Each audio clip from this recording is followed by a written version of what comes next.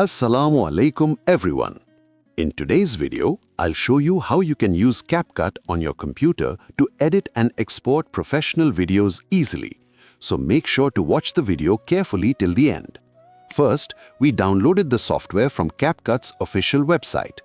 This is the PC version of CapCut, which allows you to do more advanced editing than on mobile. Now we've opened a sample project.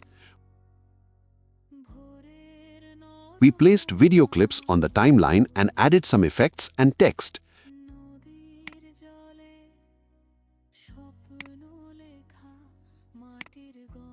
As you can see, you can achieve a professional look very easily using simple drag and drop. Now we'll click on Export.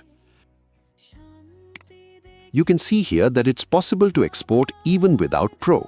This time, we'll apply a special system and export it. Again, we click on Export.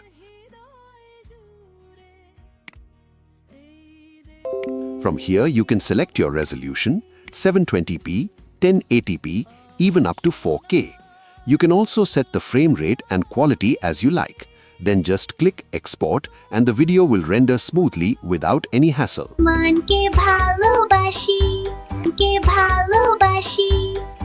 তুমি কি আমাকে ভালোবাসো?